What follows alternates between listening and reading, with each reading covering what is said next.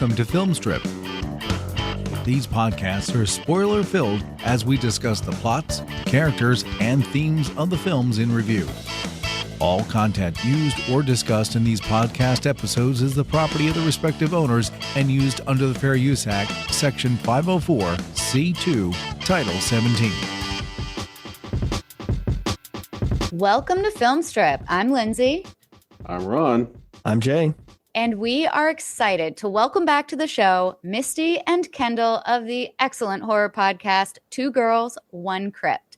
Misty and Kendall, say a quick hello to the fans. Hello. Hi. Hello. Thanks for having us back. Yeah, we're excited. Yeah. We're excited too, because it is the second part of our Foxy February, and we're here to talk about Jennifer's Body, starring Megan Fox, Amanda Seyfried, Johnny Simmons, J.K. Simmons, Amy Sedaris, and Adam Brody. Written by Diablo Cody and directed by Karen Kusama.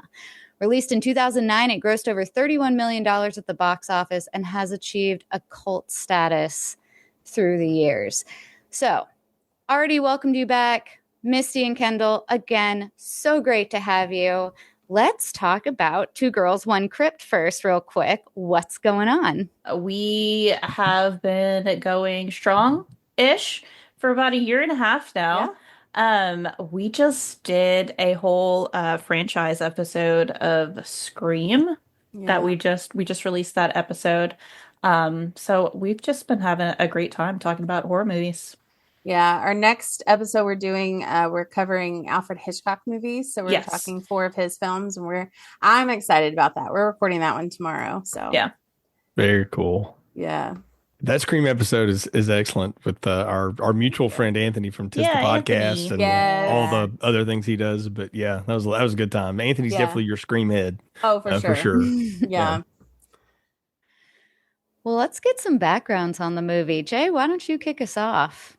Oh man, I went and saw this in theaters when it came out, and not because I was simping for Megan Fox. It looked like a good, scary thing, and horror comedies, or as they will forever be known in my world, horromedies, are hard to find and done well, particularly in modern parlance. And so I think my wife and I saw the trailer for this and we're like, yeah, that looks good. And so we went and saw it and had a blast with it. And the fun thing is I've been going I should rewatch that sometime, and I haven't gone back to it until this recording for this time. It's been one of those that I should watch that again because I really enjoyed it, but just haven't gone back to it. But I'm glad to get a chance to do it because I heard y'all talking about it on the bracket episode, and then we kind of talked a little bit about it in the off takes of the Hitcher episode y'all were on with us in October, and I was like, okay, this will be a lot of fun to get into with y'all. But yeah, I saw it when it came out, and then just saw it again recently for our review.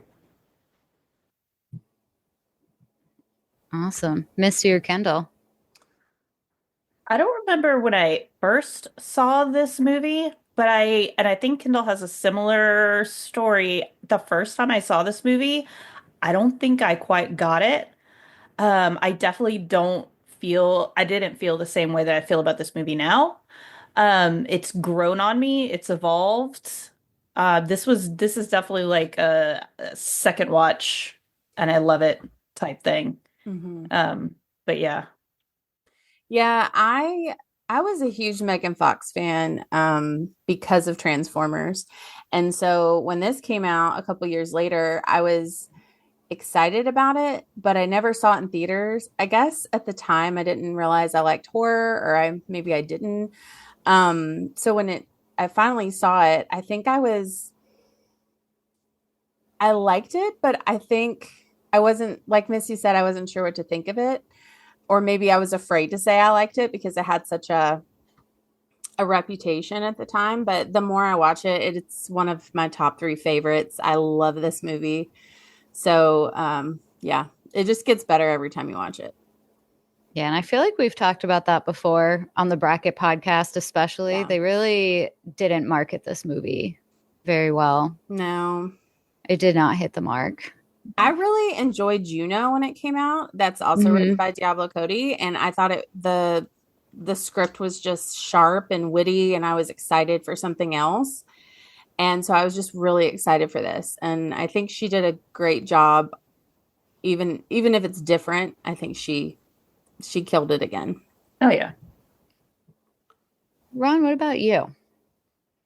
Well, funny enough, my backstory with this movie will come up when I get to the plot summary, but suffice it to say, I am a big fan of this, and I was a big fan of Amanda Seyfried from her stint on the Mormon-themed drama Big Love. Oh, so Yeah. good. Such Great a great show. show. Yeah. Mhm. Bill Paxton is incredible on that show. The whole show is just full of like great people, like Chloe Sevigny, Yeah, I love her in that. Dean Yeah. Triplehorn, Mhm. just like famous Kentuckian Harry Dean Stanton is on there. It's just a fabulous show, top to bottom, with like great people. And she, despite being one of the younger people on the cast, like holds herself well against some like big heavy hitters. And like to not be blown off the same screen that you're sharing with people like that is an impressive feat, especially at the age she was when she was doing this. So Yeah. The timeline for when I saw this movie for the first time got somehow all fucked up in my brain because I swore that this movie came out like 5 years prior. I swore. I was like, this movie came out in like 2004. And my husband said, oh no, it says it's a 2009 movie. And it totally blew up every memory I thought I had of it. Oh, weird. So I don't know what, yeah, it was super weird. So then for the last 24 hours, I've been trying to place where my first time seeing this movie was. Did I see it in the theater? Who would I have watched it with? Who were my friends at the time? Where did I live? It's been a really bizarre journey, but Mhm. I saw at some point shortly after it came out and loved it. And I was also a big Megan Fox fan, thanks to Transformers. And I was a horror movie fan at that point. I mean, since well before that too. So this was right up my alley. But yeah, I'm still going through the timeline on how I really epically just misplaced this movie in my history. So bizarre. That is wild. I know. I have to. I think one of the things that drew me to this, and I was thinking about it as I rewatched it, as we're doing this pod, was being like such a Buffy nerd and stuff through the years. And when that ended, like there's like this hole in my horror life. That show hadn't been on the air and I don't know to say how many years now, but when it ended, I was like, oh gosh, now what am I gonna fixate on? Because Angel was gone a year later, and and I realized that I keep trying to replace that with something, and this was the latest. I was like, oh yeah, I'll watch that, and I really liked it, but then again I didn't go back to it. So that to me is, I don't know, something that I've never been one of those people that like thought about it, but I realized as I started putting together a list in my head of like, I've seen a lot of like sort of female-led, female-centric horror in my life, and I've responded really strongly to it, which is interesting as a dude because I didn't know why I would, because not necessarily the stars or anything like that, because it starts with like, I blame a lot of it on being and having access to seeing a lot of movies from the 70s when I was coming up, like Rosemary's Baby and that kind of stuff, and it just making an impression. The original Carrie and that kind of thing. Just and even to some extent, like a movie like Christine, which is, it's weird to say that's a female centric horror, but I mean it is a female car, so do it that what you will. Yeah. So. And I mean, all Gen X boys had a crush on Alexandra Paul at one time in her life and career. So just, that's what it was. But yeah, I don't know. There's something about all these. And then, just going through them, and like I said, in my head, I was like, oh yeah, I've seen a lot of these through the years. And what I really loved about this movie, and what I think is neat to get into with y'all about, is how much of like all of that it's sort of drawing from and pulling from, but then giving it a little sharp twist and a turn. It's like you go to a restaurant and you order a entree that you just know, but somehow the chef has managed to make chicken Alfredo, somewhat different, for you, and it's just got a little extra spice to it or something. I don't know. That. Yeah, I put this movie in like the good for her category. Yeah. And that's one of my absolute favorite genres of horror in particular, like the female-led good for her. Mhm. Not always revenge, but a lot of the times it's revenge films. Yeah. And I think that's one of the reasons why I really, really love Jennifer's Body. It's a really special movie. Yeah, it is. I love your tie-in with Buffy, how it kind of, because I can see like high school and but cheerleader preppy, but also like it's got that darkness to it. And also being a Buffy fan, I really like that you tied those in together. Yeah, I mean, I think Buffy's a good gateway drug for a lot of people into the horror and horror comedy genre for sure. You know, and it was, and even the movie, even that 1992 movie, as cheese-rific as that is, there's some fun stuff in that. You know, Oh, yeah. I'll defend that movie. So you know, It's so Paul good. Rubens is having a good time in that movie. he's having a real good time in that movie. He is probably too good a time, but yeah, he was having a good time in that flick. But Rutger Hauer seemed to be having a pretty good time too. It's That's a this good point. stalking vampire who never moved. But yeah, so They pay him to act, Yeah. Jay. They don't pay him to move. that is true. You know, that is definitely true.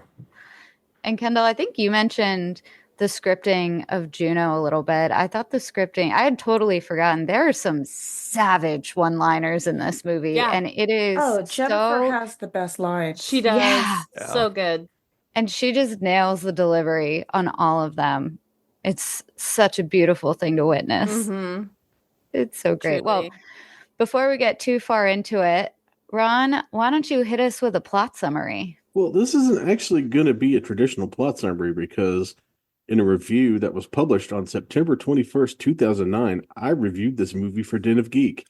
And this is like the second time in a row we've done that. And rather than, write a plot summary or make Jay do something fun to do the plot this time, I'm just going to go ahead and read probably not all of my review, but enough of my review to get the point across, and probably spoil a bunch of stuff, I should say, in the process. And also, we'll see how my opinion of this movie has changed and grown in the, 14 years since it came out ish. Oh, yeah.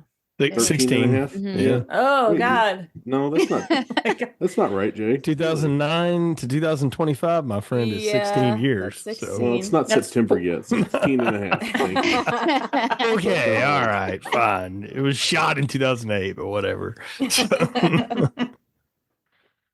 Okay, so we'll start with my review. Jennifer's Body has been taking a beating. Megan Fox is a dumber Angelina Jolie without the acting talent. Diablo Cody is a hack. Karen Kusama is who exactly? Well, while I wouldn't make the argument that Jennifer's Body is a great movie, I will make the argument that it is a surprisingly good movie for what it is. Mean Girls mixed with Halloween, sprinkled with a dusting of The Exorcist. Jennifer, Megan Fox, is the alpha female of her high school. She's beautiful and a cheerleader or dance team member or whatever it is, which makes her just about perfect, except, of course, for the fact that she's kind of pushy and shallow and manipulative, but whatever. She's gorgeous and everybody knows it, especially Jennifer's best friend / sidekick, Needy, played by Amanda Seyfried. Needy's the cute little smart girl, and you can tell that she's smart because she's got glasses and a slightly goofy boyfriend whose name is Chip, played by Johnny Simmons. The dynamic between the two, despite being BFFs forever, is obvious from the very beginning, even when Jennifer starts behaving a little strangely, and the boys in town start disappearing. It seems like there might be something wrong with Jennifer's body. See what you did there, Diablo.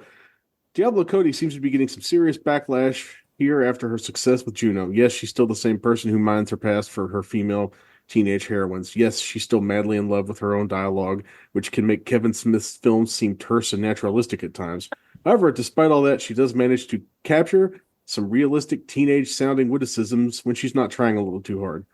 The story here is solid, if unspectacular, and the instances of satire fit. There are some particularly funny scenes interspersed throughout the movie, and there's a pretty keen sense of cleverness throughout. I'm not a fan of the framework story so much or the laziness of the voiceovers. Even if the movie doesn't end at the right time, tacking on another 5 minutes at the end due to a second unnecessary ending, there's enough good within the film to make up for the foibles of the Oscar-winning Cody. The more effective element of this whole production is the direction of Karen Kusama. She seems to have taken to heart the lessons of John Carpenter's seminal Halloween when it comes to shooting suburbia. Make it dark, light up a couple of windows. At best, use a lot of static shots of characters standing in front of ominous buildings. The framing, especially of the dark suburbs at night, is very impressive. She doesn't move the camera through the scenes. She sets the scenes in front of the camera, shoots them, and moves on. It's a pleasant, deliberately old-school way of doing things. The use of the steady camera work helps to ground the movie when the characters start to get a little too flighty with their witty lines. There's no overdose of visual trickery, so when scenes are supposed to be attention-grabbing, they really work. After the visual excesses of Rob Zombie's Halloween 2, it's nice to see a straight, uncomplicated horror film. A lack of crazy camera tricks makes the special effects sequences much more effective, aside from one dodgy bit of CGI that could be forgiven and is quickly forgotten. And I don't even remember what CGI was that bothered me now. I was going to ask you that. Yeah. Like, it looked pretty good to me, dude. But Yeah, I don't remember what bothered me in 2009 or whatever. But there's not a lot that can be said about Megan Fox's performance in her first big role. She doesn't have much to do aside from vamp around, be sexy, and not stumble over her lines. Mission accomplished. I'm not a huge Fox fan, but I've got nothing bad to say about her performance here. It's competent, and it could have been a whole lot worse. And to be fair, she does some very good things acting with her eyes, and she really does. The real standout to me is Amanda Seyfried, who does not disappoint as the plucky blonde final girl. Those familiar with her work on the HBO series Big Love or the cult classic Veronica Mars already know she's a legitimate talent as far as acting goes, but she really works hard here to make the most out of her first big lead role. Let's not kid ourselves. This is Amanda Seyfried's movie more so than Megan Fox's. Megan is the face on the posters, but Seyfried is the star. It's just a shame more people won't see her in this movie. Horror comedy, and I will not use Jay's phrase here, is a hard genre to pull off, but Jennifer's Body is a pretty good example of what can be done with it. The balance between funny and freaky is a tough one to find, but this movie pulls it off. It's not Shaun of the Dead, but it's certainly funnier than the last couple of entries in the Scary Movie franchise. And then, or all of them. Yeah. I like the Scary Movie 2. That's the good one. Yeah. I hate those And movies. Scary Movie 1 had like some moments. So, but yeah, that was what I thought about this movie way back then. And if you held a gun to my head, I couldn't tell you what the CGI was that bothered me back then. Yeah.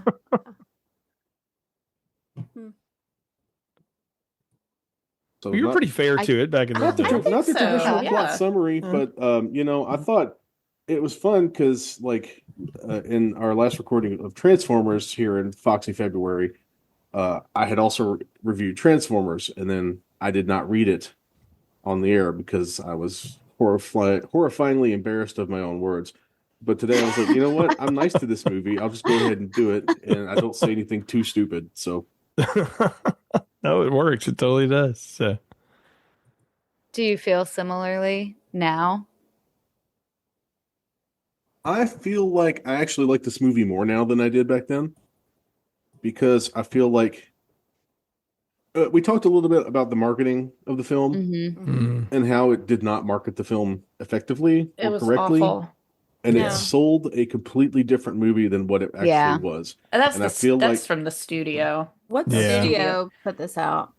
Do we know? It's a great That would be question. 20th Century Oh, Fox. it would be Okay. 20th Century So- Fox, yeah. That And makes- they've never fucked up marketing for a movie before. Oh, wait. So, let me count the ways. So, yeah. I mean, they were obviously trying to get a certain crowd into the theater, and it was for Megan Fox. Yeah. yeah. Yeah. They Who wanted you did to they think that like Megan- late teenage boys? But Mhm. Yeah, they went for the the horny teenage boy market, mhm. and that was the wrong market for this. Which is movie. weird sure. because why would you like try to draw that crowd in, and that's not the movie you're gonna give them? Like, why? No. I don't understand. Yeah. Not at all.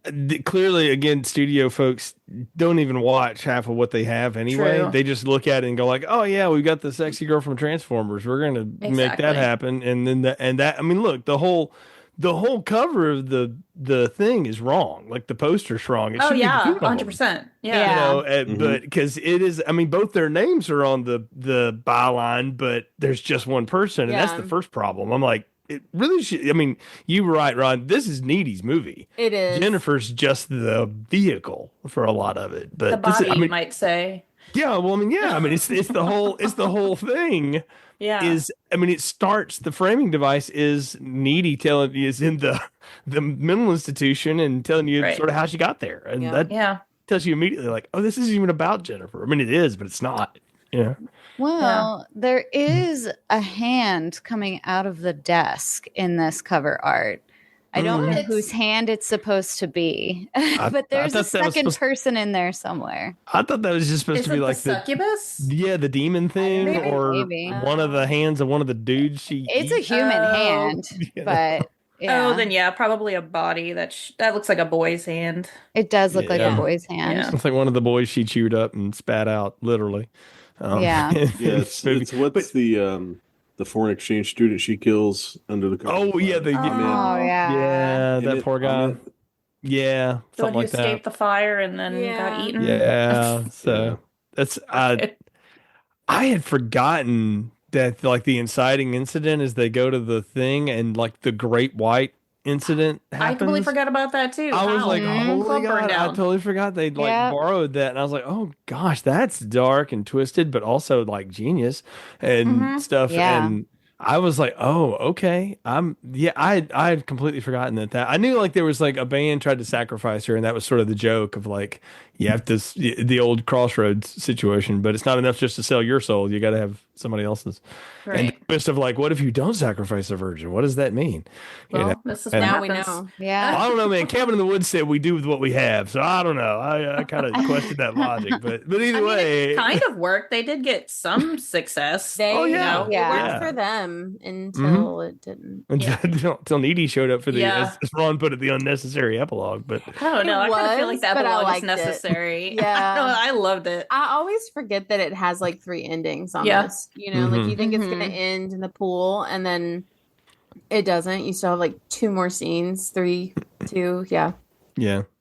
I forgot that too, because I had remembered. I was like, I think this all goes down like there's a pool and somebody gets shanked or something, like that's how this ends. And then I was like, oh no, wait a minute, Amanda Seyfried goes through a window like she's like still in James Bond or something. Yeah.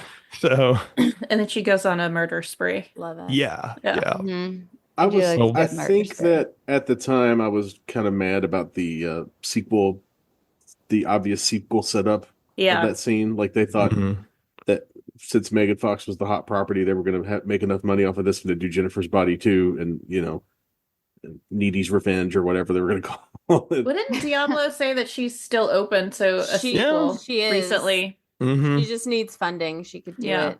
Yeah. I think curious what that would be. Look, if Terrifier 3 got funding, I feel like Jennifer's Body too should. I mean, it's had such a cult following since then. Like, I feel like it could. I think it's just gonna grow the more the years pass by too. Like it's been 16 years, we said.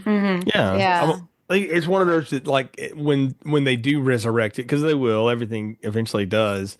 When they do, they'll be like, everybody will be like, oh God, yeah, I forgot how cool that was. And then if they can somehow tie either one of the stars back into it in some way, which it's going to be a reverse Boondock Saints 2, in that people are going to go back and think, oh, the first movie was so great, rather than go back and think, oh, the first movie was actually terrible, and we were all blinded by sub-Tarantino obscenities. Yeah, that's exactly what that's a great way to sum up, and that's why we've never done the Boondock Saints on this show. And never early 2000s cringe. It was so good at the time, though. That was like one of my favorite movies. It was so badass at the moment. But then you go back and you're like, oh God. Yeah. Well, it's like, if you go through your old CDs and you're like, oh yeah, I love oh my gosh, the flaming, Willies or whatever. And you listen to that one song, you're like, that's cool. And then the second one comes on, you're like, Flaming Willies? Suck. Oh, better yet. Like, let me give you a real one. Sponge. I love Molly. That's a great song. And then you listen to the rest of their shit and you're like, oh, this band sucks. Yeah. And I've seen them live and they're terrible. So well, you guys know I was listening to Dead Milkmen because I had to hear Bitch and Camaro after Transformers. Yeah. And I listened to 3 songs and I was just thinking like, wow, they were really bad. I still like them, but they're just special band. That's all. There's a lot of that like 99 to 06 rock situation. We're post grunge, alt emo rock, whatever we are. That just there's like a song or there's half a song, but then there's a lot of garbage. But they're all really catchy though. Oh yeah, my favorite time period of music. That's sad. Yeah. I mean, really, no, it was when I was listening to it done stuff too. But I go back to it now, and I'm like, oh dear God, what did I see in this? No, I know exactly what you're talking about. It's like one incredible song that you just wear out, and then you skip the rest of the song. Let's be real. I've been humming this damn "Through the Trees" song. Oh, it's so good. It's an earworm. It's so good. This whole soundtrack's incredible, but it fits the moment, right? Yeah. That sounds exactly like the kind of song that would be the lead song from the new band. And if you listen to the lyrics, it's kind of telling Needy and Jennifer's story too. And which I never really, I guess, I listened to it before I got on here on YouTube because you can't find it on Spotify. Oh, really? Yeah. It's not a real no, I looked for it too, Kendall. So yeah, this and the theme from New Year's Evil aren't on Spotify. It kills me, yes, because it should so be. upsetting. Of all the fake bands, I wish this one was. It really is upsetting. But yeah, the lyrics kind of, it's a good story. I never really paid attention to the lyrics other than just like singing it a million times. And I love that it plays so many times in the movie and it never gets old. No, it's just, it was like that song that it would never go off the radio. Like it would just always be there. Yeah. You know? Yeah, it's the it's Jimmy Eat World sweetness, but for this universe. Yeah, it's like one of those. It's a good comparison, Jimmy. Yeah, perfect. Yeah, that and the Postal Service. It's got a little bit of that. Especially this time frame, 2009. Oh yeah, very much. Yeah. So, well, and I say Adam that Brody, as like a huge Jimmy Eat World fan too. So yeah, I saw him live a couple years ago. It was phenomenal. I was just going to shout out Tom Crow, the biggest Jimmy Eat World fan I know. is he really? Just the podcast, yes. He and I have bonded over our shared love of Jimmy Eat World and bands of that ilk.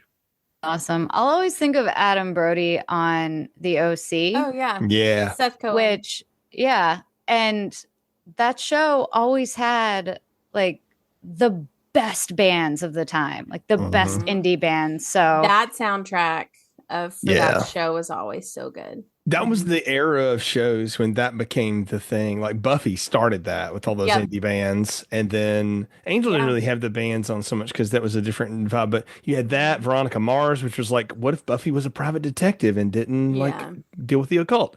And that had good music on it. And then you had the OC and all One Tree Hill. One Tree Hill was loaded with that. Yes, exactly. Yeah. All that CW UPN era of show. The teen dramas, that's that's my sweet spot. I love teen dramas. It was just fun to see Adam Brody make the leap from the kid that goes to see all the indie bands to the kid that's the front man. Yes. Yeah. I love Adam Brody too. I just love him. I was going to say that's why those shows have been like mostly disappearing because it's so hard to get the licenses for all that music together. I didn't even think about that. And then they put I know with Supernatural, they have that issue too. Like they have to just drop some songs from episodes because they can't get the license anymore. Yeah, yeah, and if you dub it, it just kills the thing. As I've learned by watching ECW wrestling shows from this time period, because they used like actual songs unlicensed, and when the WWF had to put it out, they had to dub over all of the music.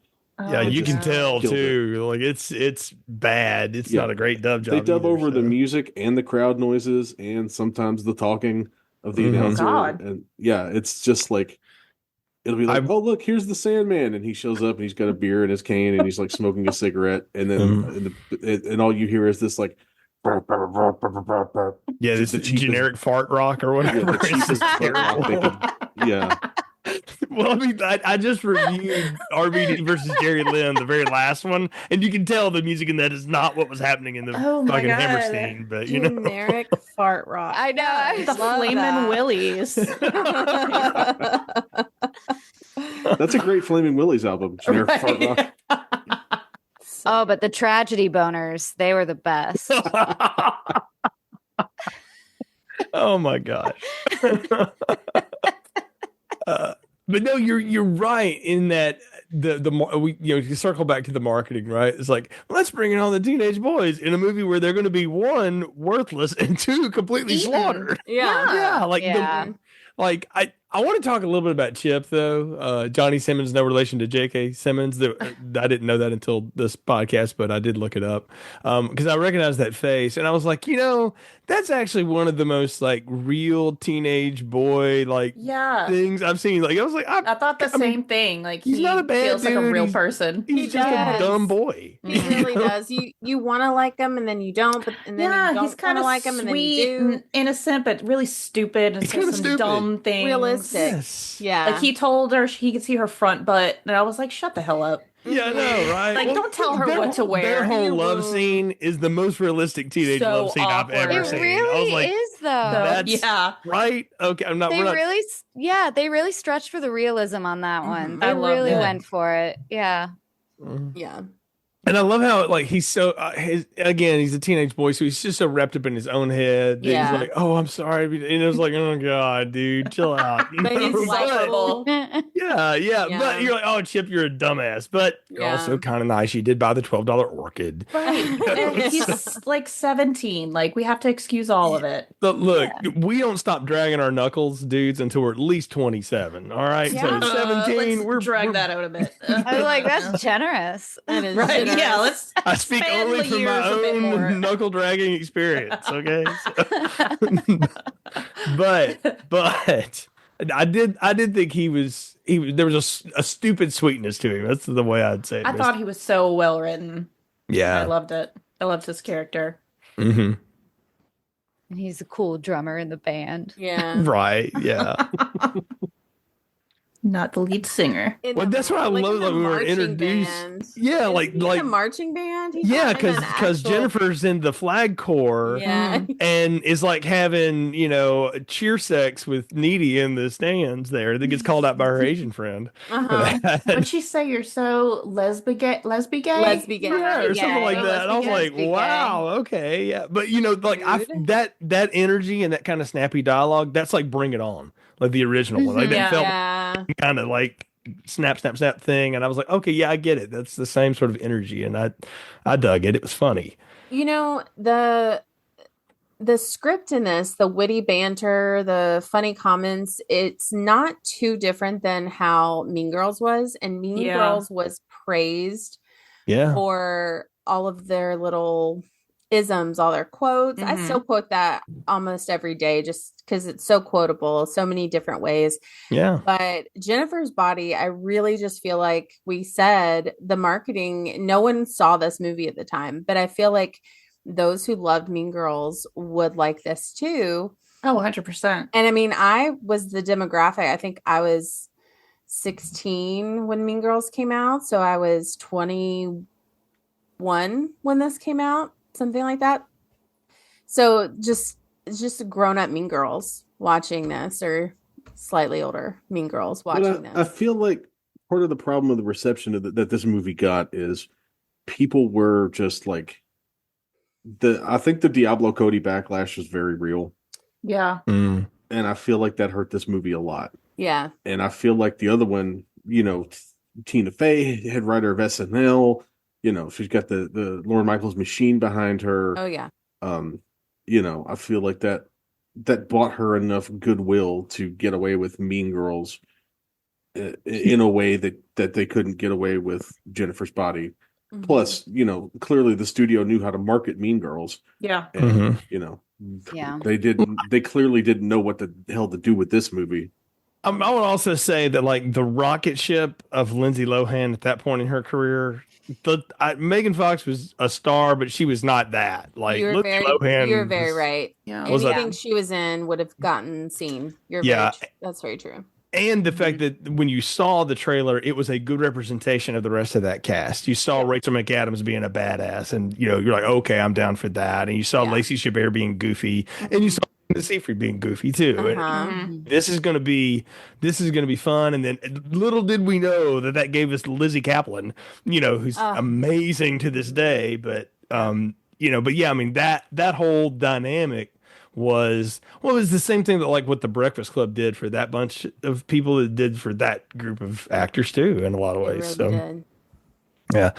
So this one, I mean, it had bankable stars if it was put to the right audience. So So, well, then I'm just going to ask, since I've got 3 of the right audience here, like, if they had marketed this to like, come girls, come watch it because we're going to give them what they deserve, like, or whatever it would have been, would that have appealed to you? Would you have gone for it, or what would have gone for it? I wasn't smart enough at the time to appreciate this movie, Same. and that's why I didn't enjoy it as much as I do now. Then, not saying I'm like smart now, but like I understand the nuances More of experience. the story. Yeah, and I understand like a lot more about the point of the movie and what Jennifer's body is, So yeah, I don't know if it would have. I think if it came out now, like think if it came out now, we would be all about it. Well, yeah, 100%. like I've got it on my shirt today. Yeah. Like this is my favorite thing. Like Yeah, if it had been 100%. marketed in a different way, absolutely. Yeah, it was for teenage boys, but this is more just, I don't even think it would be teenagers. No, it's not per teenage se. girls either. No. This is Just, Yeah. no, it's weird. Yeah. No, it's for young women women who remember being a teenage girl. Yeah. And Yeah. how much You it remember high sucked. school. Yeah. Because I mean that the first line is that hell is a Hell teenage, is a teenage girl. It's And I was so like, good. I was like, that's fucking genius and exactly right. Yeah. I love that so much. Yeah. And what did they say? Jennifer's evil, not high school girl evil? What? Or, Yeah. not Yeah. high school girl evil. Not evil. high school. Yeah. Evil. Yeah. I'm like, I know exactly what that means. Yes. Yeah. Right. So that would have been the smarter move to go with. So Yeah. And I think it's just a different kind of enjoyable, because I liked it when it came out. I liked it when I was younger and I saw it, but it does hit different when you're older and you're able to reflect on those toxic relationships that you had then Yes. but didn't recognize. And now you're so far removed from high school that you can look back on it and say, yeah, that was really 100%. fucked up time in my life. But no one was evil and murdering people, hopefully. Yeah, and we missed not that the we knew. supernatural Yeah. part Yeah. of it. But yeah, I Yeah. could definitely look back now as an adult and see myself as a needy in some friendsps and as a Mhm. Jennifer For in some sure. friendships. Yeah. And it's like Yeah. now you could look at it in like a fishbowl, and I could see all of that. But at the time when you're in friendships like this, it's so relatable. Like you don't see yourself as a needy, and you don't see yourself being talked down to by a Jennifer, or you don't understand how you're treating, someone like needy at different times. yeah. It's just so much more relatable as an adult. It's still fun to reflect back on all of the different groups in high school. So the nerdy groups and the cool kids. And I feel like they were all represented really Yes. honestly in this movie. The emo kids, I am Yes. obsessed with them. Yes. Me too. So I watched it with my husband, and this was his first time ever seeing it. Oh, wow. So it was a really special moment for me. He enjoyed it as much as I hoped he would enjoy it. Oh, good. And we were talking about the emo boy Colin. Kyle Gallner, an Yeah. American treasure. He is a treasure. We love Kyle We Gallner. do. And I said something, and he goes, "Oh, the goth kid." And without skipping a beat, I went, "He's not goth." He's emo. He's emo. There's a difference. And There's Damn a it. difference. And Brian goes, "Wait, what is he then?" There is a difference. Yeah. Come Goth on. is more 90s. Emo was the 2000s. Definitely. But it was such a knee-jerk reaction when he said that. I felt like I he was in South listening Park to punk episode. music. It's Yeah. he's not Yeah. a goth kid. Yeah. One dresses in all black and cries. The other cuts the sleeves off of his jacket and cries. Come Yes. on. One It's wears totally colored different. stripes and the other does not. Right. Yeah. Long sleeve Very shirts over distinct. short sleeve Red shirts and over black. long sleeve shirts. Come on. Yeah, with that mill like lip ring I situation had a lip going. ring. Yeah, see, but I mean, it's the Yeah. time, right? Yeah. Like At the time, yeah, at this time that's period. the thing is like this movie is all about codependent toxicity in relationships, because 100%. everybody has them a lot, particularly Needy and Jennifer, because Jennifer is like the mean girl, right? Before she becomes a succubus, like just set that aside.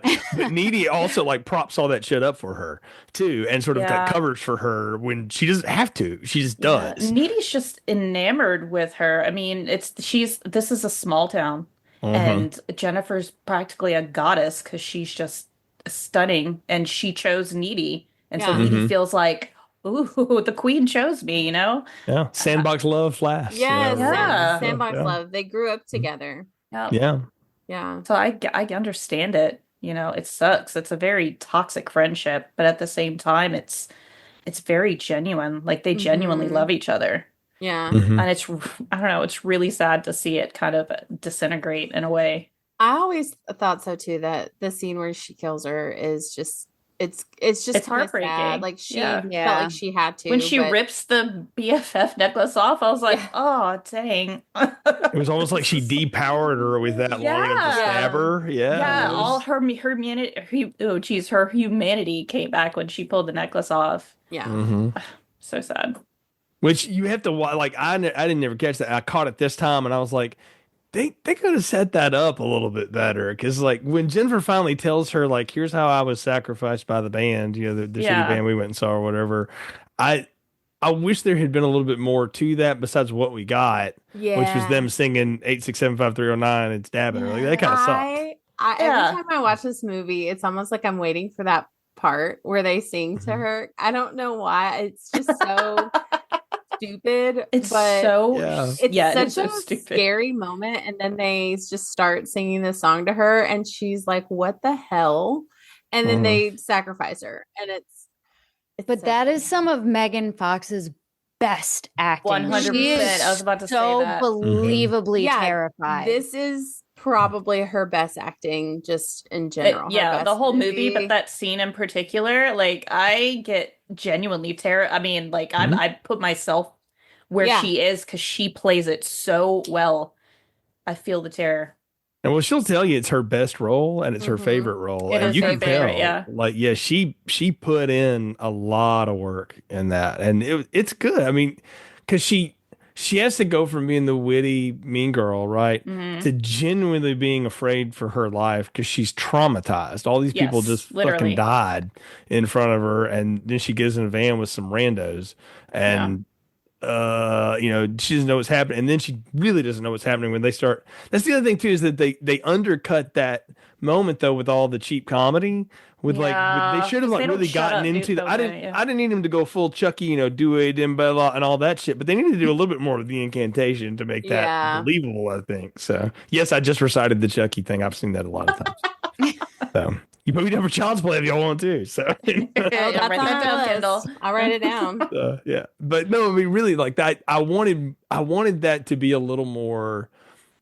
I don't want to say. I guess serious is the word. Like I think that would have played a little bit more. Yeah, because it was a really serious. I feel like it came so late in the movie. I feel like it did. I don't know. I wish it would have been a little bit earlier. And I don't know. Because that's the explanation for why everything is happening. Yeah. Yeah, it's like mid-movie. Because you see Jennifer like roll back into Needy's all bloody and stuff, and she has that real, you know, nasty, you know, projectile vomit situation. Yeah, which is a great chocolate syrup smile.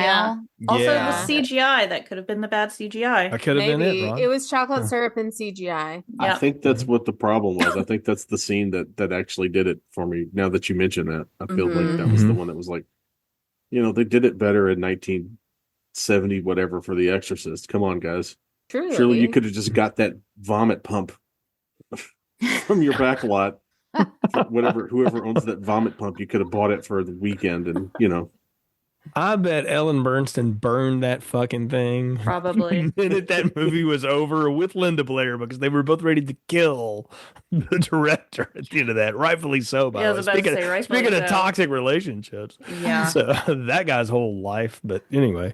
But yeah, no, I love, you know, she does that, and then like it's another 25 or 30 minutes before she ever tells Needy what happens, you know, and it's, I don't know, I'm with you, Kendall. I wanted that earlier. Like if she had told her then, and Needy would have been like, "You're drunk, go home," or whatever. Then that would have played it better. And then after she's has sex with Chip and is thinking about Jennifer the whole time, and then goes and makes out with Jennifer, the demon Jennifer thing, and then she tells her that story again. Like that would have been more impactful. I would have bought it then because they were in all that vulnerability at the moment. But it just, I don't know, to dump it all then was like, oh, you could have like said that earlier because we've already seen her kill like 3 people, so we know she's demonic. Also, this town's being terrorized by a serial killer, basically, and no one is acting accordingly. It's so strange. Yeah, there's no cops at all. No one is.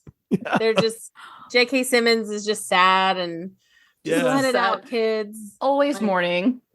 Yeah, he is giving a performance, and I don't know if it was on the page that way or if he just came in and said, "Look, I'm going to get this fake arm and I'm going to put on this wig. I'm going to do a thing," and they just let him go. What happened? So weird. The hook.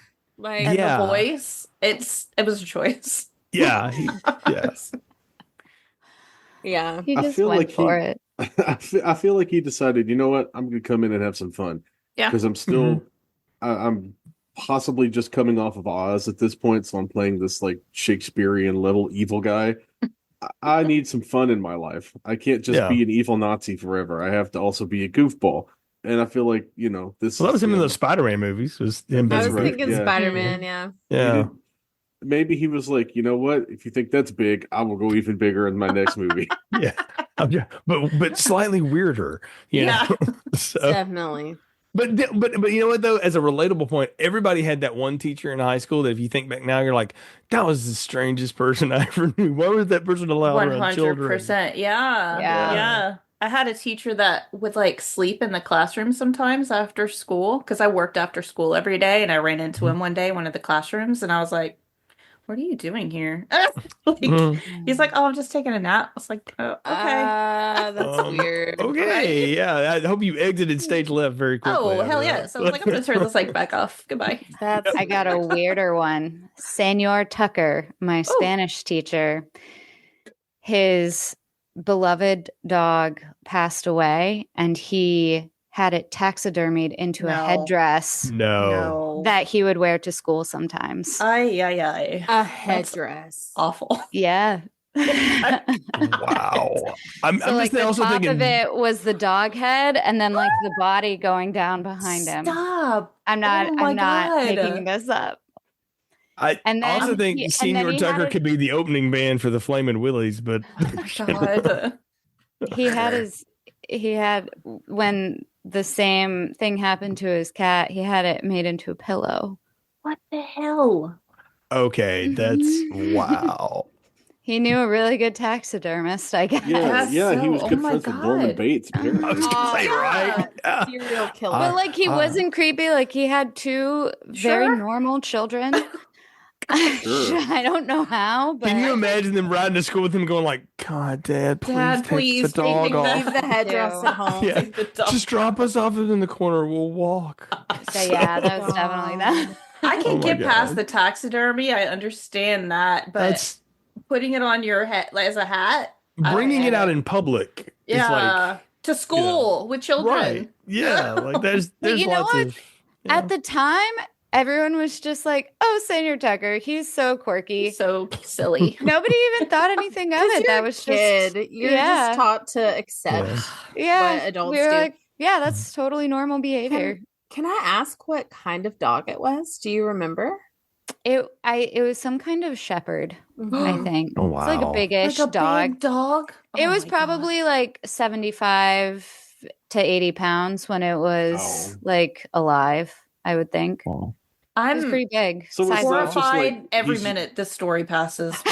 He's not just like using a chihuahua as That's what I was imagining, a little dog. Me too. No, I was thinking like he had like a cape. So I yes. It sounds like the Village. The head was on his head, and then the body cascaded down his back. No. Wow.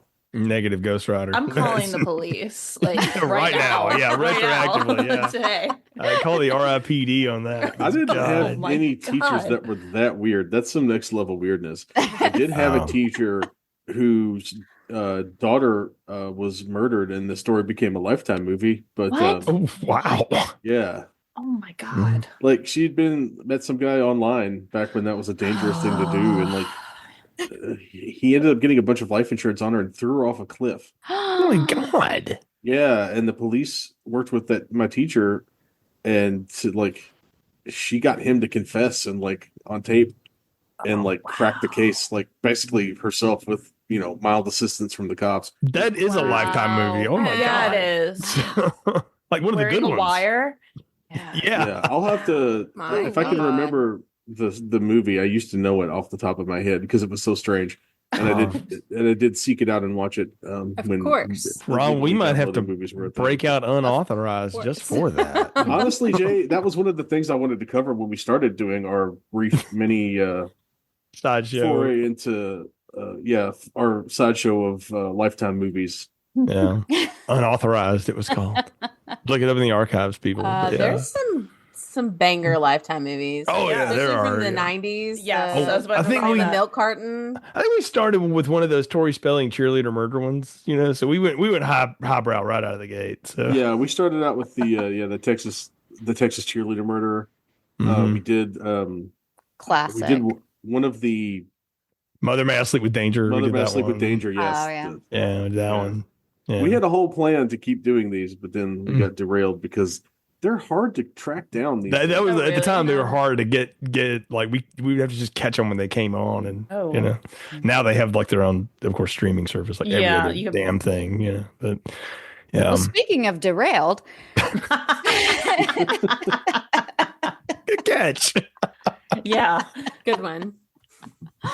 let's talk about, I don't know, Jennifer's rampage, since we're talking about all this death and weirdness. I think they make, just to circle back, they make a few comments on how since the fire and the other random like waning moon deaths or whatever the full moon equivalent is in this movie, that everyone's just totally desensitized anyway, and they're all just kind of zombified, like, all right, well, it's so strange. Like they just know a boy's gonna die. By the way, it's once a month. It's like a reverse period. Yeah. Jennifer the has boys to get really bloody once a month. Yeah, I thought that was really just neat. I don't know. Yeah. But it's like they just expect a boy to die every month, and they're like, that's all fine. Right, it's about that time. Jennifer's looking a little ratty. I think when we covered ginger snaps, I remember saying that ginger snaps walked so Jennifer's body could run. Oh, 1,000,000%. Yeah. That would be such a good like double feature because it is very similar. It's basically the same plot. There's a Needy and a Jennifer. Yeah. It really is. I hadn't thought about that, but that's a great observation. Love it equally as much. Yeah. Same. We did Love ginger that snaps a couple of Shocktobers ago, I guess. Had a good time with that. I feel like there's something a little off about this town in general. Yes. Well, the fact that the school library has an occult section. I was like, who's Giles' like cousin working there or something? My elementary school had a very small, because I remember I got in trouble because I kept checking out the same book on ghosts for week after week after week, and the librarian called my mom. Was like, are you aware that? Yeah, Misty's checking the same book about. I don't know. I just want to look at all the pictures. They're really cool. So we had books on ghosts and other things like that. I don't remember there being like a magic books or anything. So there my high school library had a I don't know if they named it an occult section, but they had books that were probably occult adjacent before parents knew about it and called the school and told them to take them off the shelves. But Coopers. Yeah. But my high school was literally a mile from the college I went to in the town where I grew up. And as a junior and senior in high school in the city schools, you had access to the university's library nice. before That's like cool. 6 o'clock at night. And so, and having older friends, I could always get in there and get stuff, and they had everything in there. Oh, you could have got all the good spells. Yeah. Yeah. Oh, yeah. I could have been, if I had any sense to me at all, but yeah. So, but no, but now we had like a couple of ghost books, but they were all like central to like the state's 13 famous ghosts or whatever. And it was always like local history, That's- basically. Yeah. It wasn't spooky. It was more like, oh, that explains that or whatever. So. This movie. One of my college teachers actually wrote a book on famous ghost stories in the state. Oh. So, Well, if you ever go to Auburn University, remind me and I will email you my. I used to teach university orientation. I taught it in the evenings, and in October I would always do the haunted tour of Auburn. It was like a scavenger hunt, and so there's lots of fun little.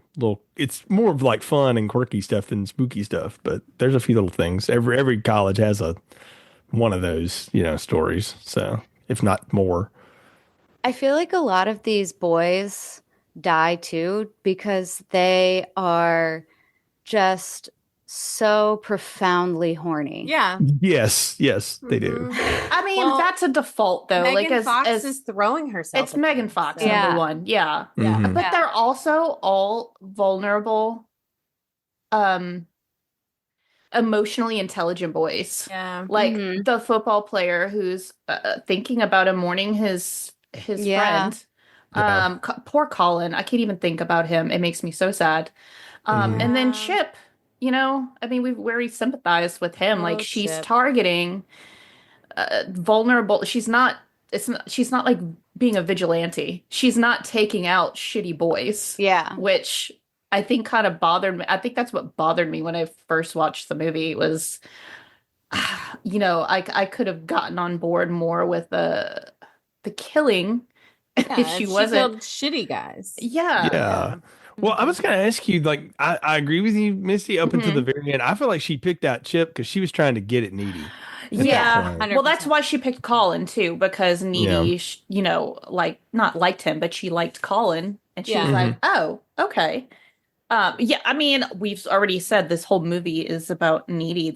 And not to get like too deep, but the whole movie is about the friendship that is extremely complex between Jennifer and Needy. And I don't know. That would take an hour to talk about.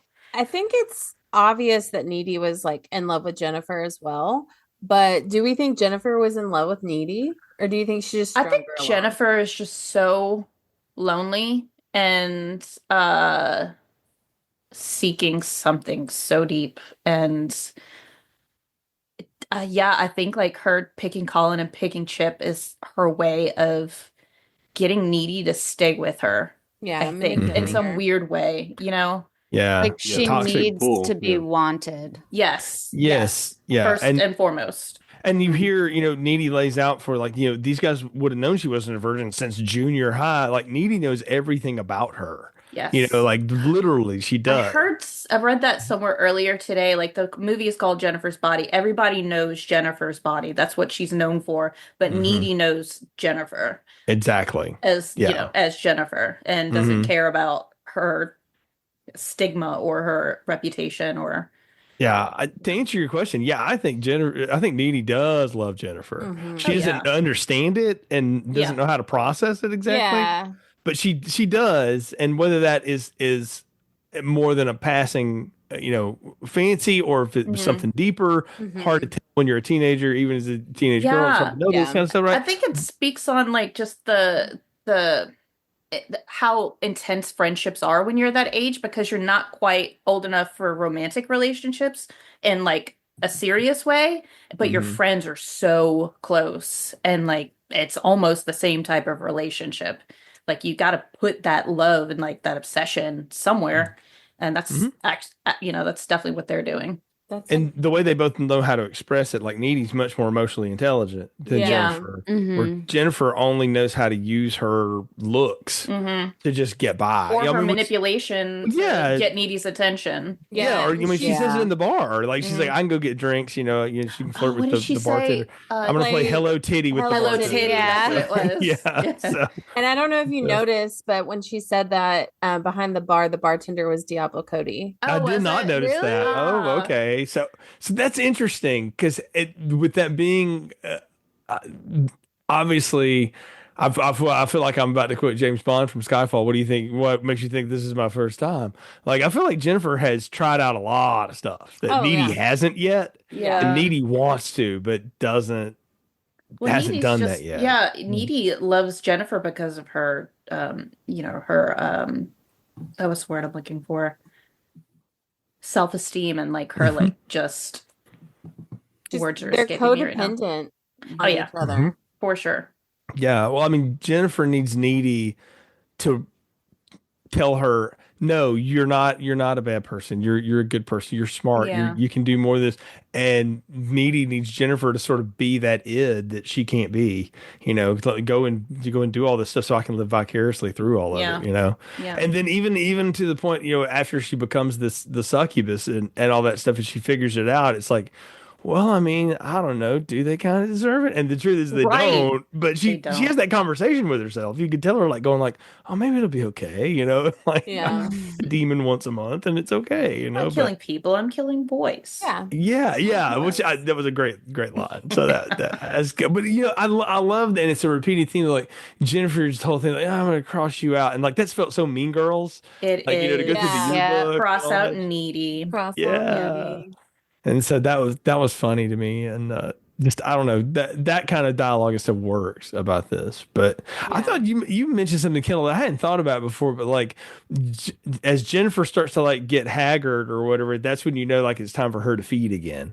And then just sort of subtly like she goes from one to the next. Like she looks great one scene, and then like 2 days later she looks terrible, and it's because she's just draining all the time, and she's got to feed, and that's it.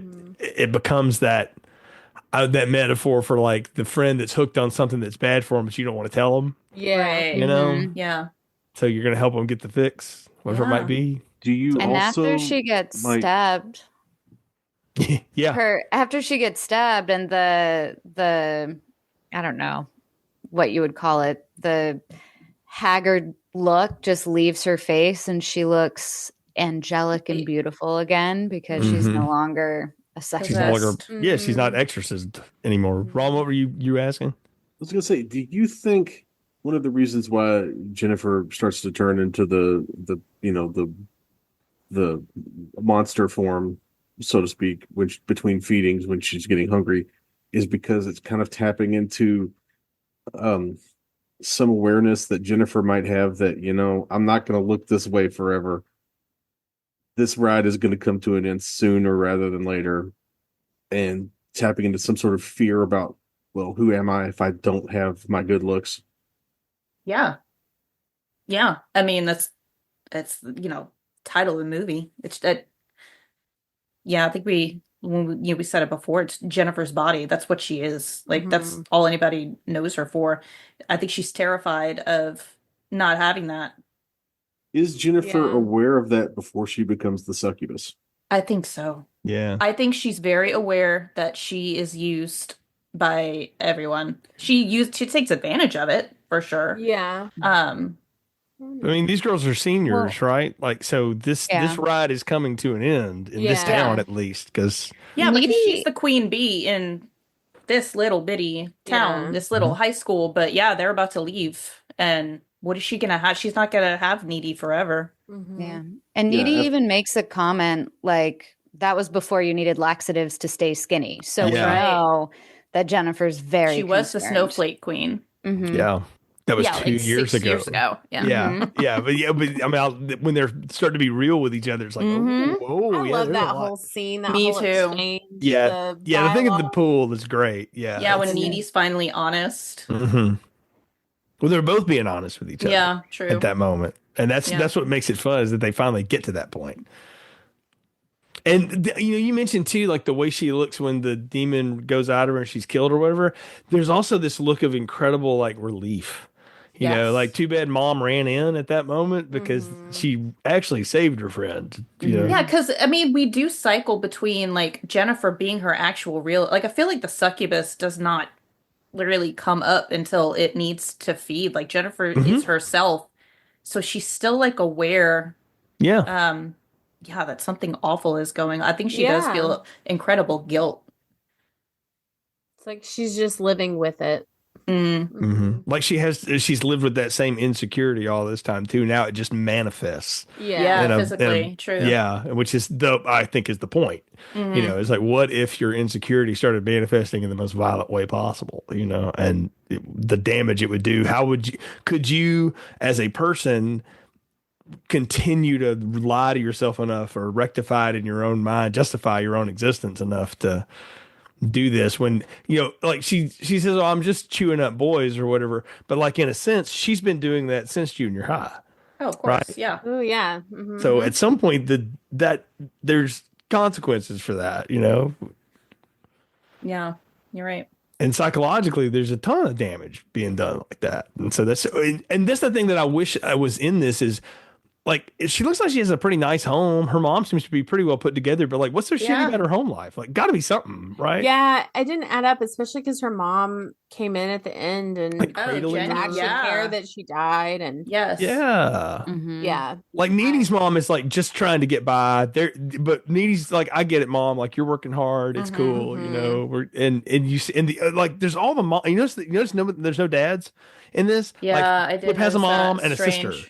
You know, yeah, Chip even had a mom, but and a sister. But they all just had said that, really the sister, healthy relationships. with Yeah, their but they were parents. they were all different, but there's no dads anywhere, which I thought was interesting. That So was interesting. yeah, I don't know why or what. I just noticed that this time I was like, they all have like a healthy relationship with their parents who are all like differently, you know, quirky, but they don't like hate them for it. They just like, okay, you know, they get along with it. But I just noticed that no dad, you know. The first guy that Jennifer killed, his mom was there. Yeah. At the ambulance.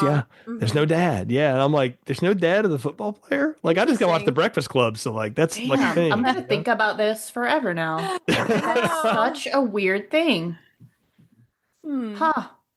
But I'm wondering what that means is like, is this town full of women seeking approval from men that aren't there and don't exist? Oh my God. Stop. I'm going to spiral. You just made that so deep. I mean, but really, like, I think that's what this is about. I mean, in a lot of ways. I'm not trying to get like too deep, man, and, you know, past one, but I mean, really, that's kind of what this is happening. Too late. I'm already there. Damn it. Yeah, because I'm already spiraling about what, you know, thematically it would mean for Jennifer to not have a dad. And not be raised with a dad, and her acting the way she does. That makes sense. Oh, God. Well, she references her mom having boyfriend. Yeah. I think. Right. So there's people in and out, you know. Yeah. It's almost like the Tina character in the original Nightmare on Elm Street. Like, the reason she's with the bad boy is because mom is sort of in and out with the bad boys too, and all that. Whereas Nancy, her parents are split up, but she has a relationship with her father and her mother. Right. You know, even though they're both kind of fucked up too, but they don't necessarily take it out on her, you know, except for the fact that they killed the thing that's haunting her in her dreams. I mean, that's a detail. And, you know, just didn't bother to tell anybody about, you know, the thing that's haunting her dreams. I mean, you know, that's when's the time to tell the kids about that? I don't know. You know, Christmas. Yeah, there we go. Now that you've opened Open your presents. Your presents from Grandma, I have to tell you something. The tale of Freddy Krueger. Exactly. Do you guys remember that janitor from your elementary school, Mr. Fred? See, Mr. Fred. Yeah. in the remake, guys. they had a chance because they play within the remake that like they may have killed an innocent person and that he's like a vengeance thing, and they kind of turn away from it because the studio got involved. But I'm like, no, that would have been way more interesting. Damn it, Kyle Gallner and Clancy Brown like go at each other about this in his office, and it's like, oh, this is an awesome scene, and then they just drop it, you know, because that script was hacked to pieces by the time the music video director shot Don't get Kendall started on the remake. I couldn't go more than 15 minutes. It pissed me off so much. Kendall, I remember sitting in the theaters watching it going like, okay, I'm on board. And then I saw it happening and I was like, oh, motherfucker. You know, and I got actively angry at that movie. I was excited because it was very of its time and 15 minutes. And then I see Freddy Krueger and I was like, I can't do this. Yeah. Speaking of bad CGI, if they would have that face stayed with the original practical makeup and not chickened out, it would have not been as bad. Also, if they'd stayed with Kevin Bacon as Freddy, that would have ruled. But, you know. That's such a shame. I like Jackie Haley. I do too, but I mean, that kid from But he's Twilight that not he kills in the Freddy opening would have Krueger. whooped the shit out of him. Oh yeah. Demon or not. So, Emmett Cullen. Yes. yeah, Emmett would have thrown him through the damn tree. Like, no, thank you. That He would have been hell, Kyle Gallner could have kicked his ass too. So yes, through the trees, Ron. Thanks for bringing us back. I love it. Let's not pretend that anybody's going to get into a screaming fight with somebody the size of Clancy Brown. Also true. Like, are you going to get in the Kurgan's face? Because I'm not.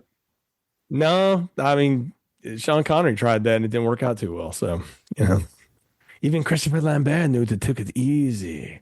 So that was a terrible Christopher Lambert. So. All of a sudden, this became an episode of We Hate Movies. We're starting doing the bad impressions.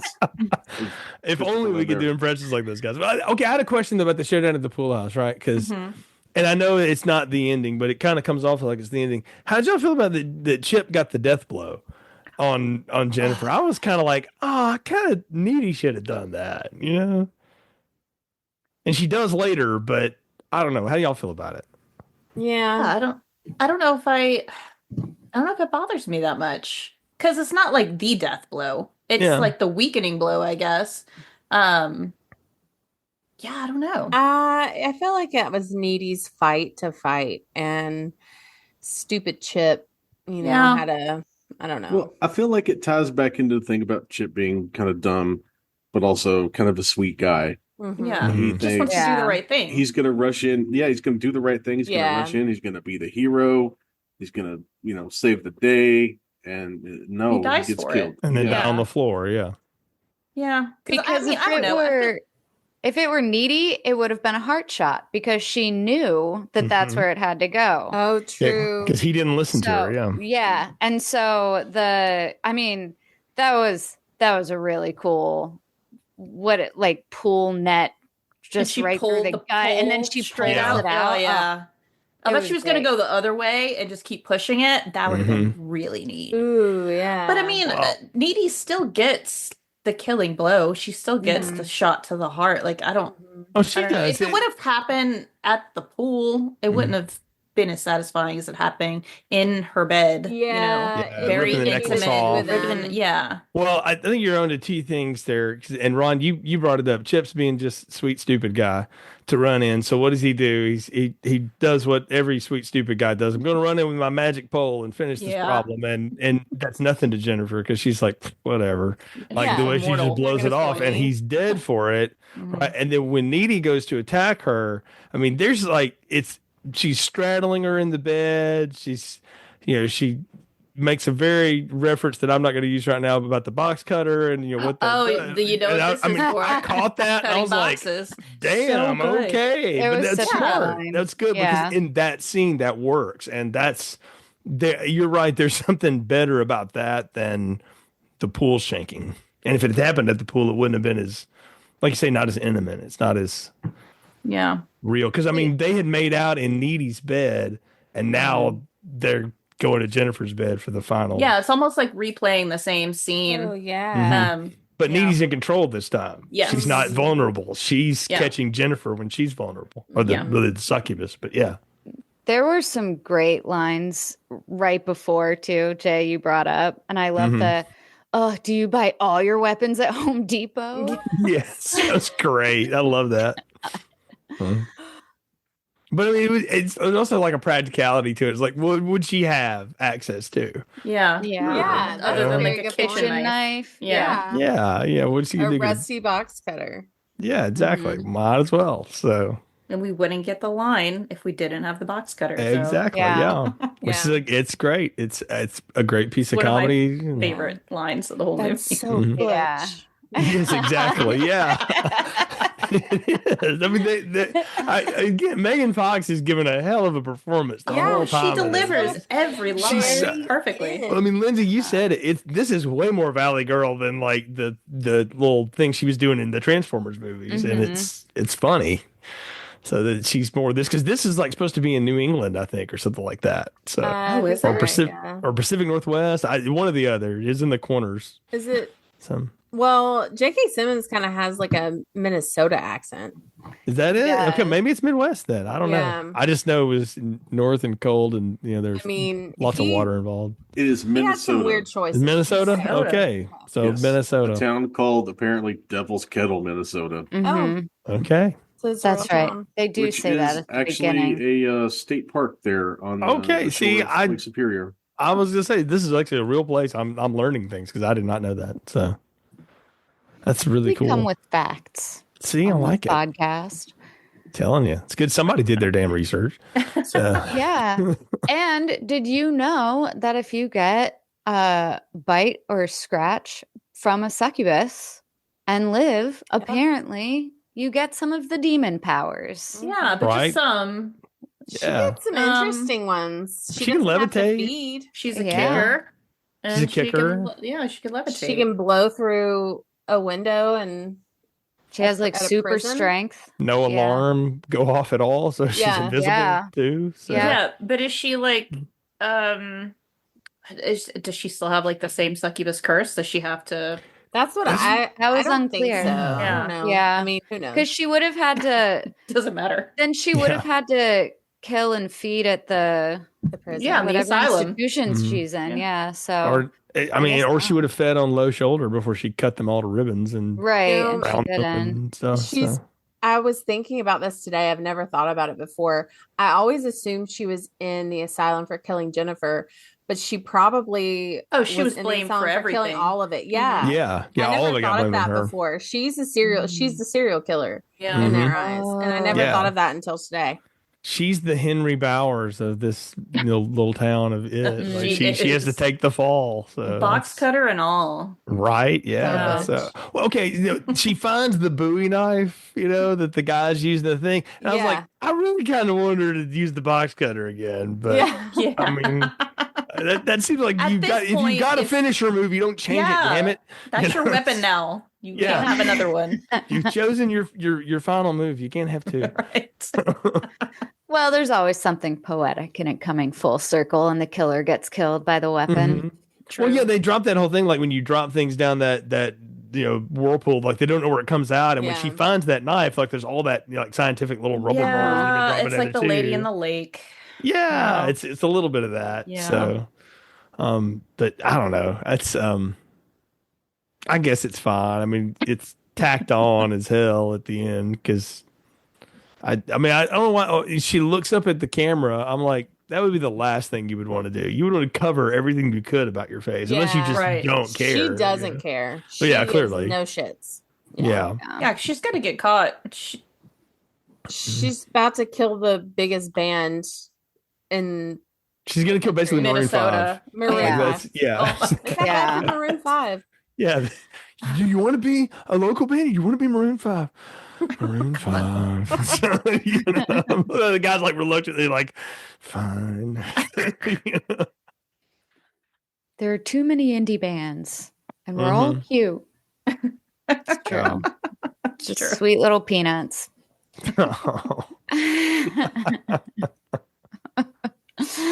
Boop their noses. Aw. I think we're here. I think we're ready for some final thoughts and Yeah. some popcorn ratings. And Kendall and Misty, I know you two do something a little special on Two Girls One Crypt. So let's start with you on your final thoughts, recommendations, popcorn ratings, and your other recommendations. This is gonna have to be an extra large popcorn.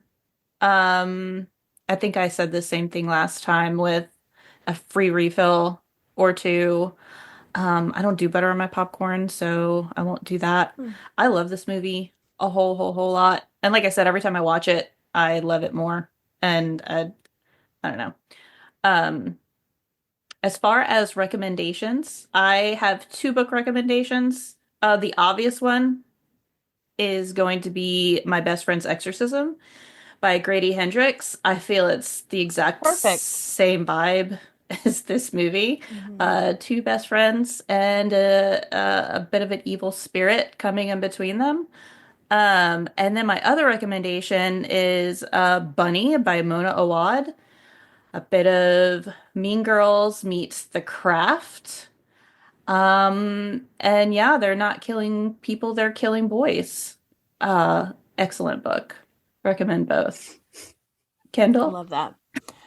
So my popcorn rating, I also did extra large, but I have extra butter, and for Jennifer, I have extra salty. Oh, damn it. Perfect. Nice. Mhm. Ah, Very nice. Great pull. Kendall. Yeah.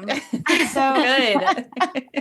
The song I picked that makes me think of this movie is very obvious, and it's something I didn't realize today until I was reading about it. But the song that the movie was named after is Jennifer's Body by Hole. Mhm. And when I was listening to it today, you could take it and put it on the soundtrack, and it would fit in this movie absolutely perfectly. It's just perfect. And there is a whole song on the soundtrack, like the deluxe version, but it's not this one. So Jennifer's Body by Hole is the song that I picked. Listen to it, and it sounds like, I mean, you can picture the movie because, like we said, the soundtrack is just incredible. Incredible. Beautiful. Ron, how about you? So when I initially reviewed this, I gave it 3 out of 5 on Den of Geek. And my estimation of the movie has grown over time as I've watched it a couple of the times and kind of gone in without the lies of the studio in my head about what I'm to be expecting. And this is so like my initial rating, I will bump it up from initially it would be like a medium popcorn on our scale.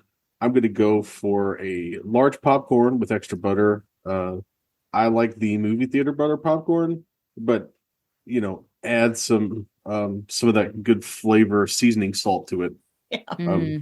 A thing I really like to add to my popcorn is I don't know if this is available where anyone else lives, but Dano's seasoning is wonderful. Is it like a seasonal? Yes, it's like it's like a non-salt seasoning thing. Okay. Although they do have some blends now that have salt in them, but the original Dano's, or in my case, the spicy Dano's,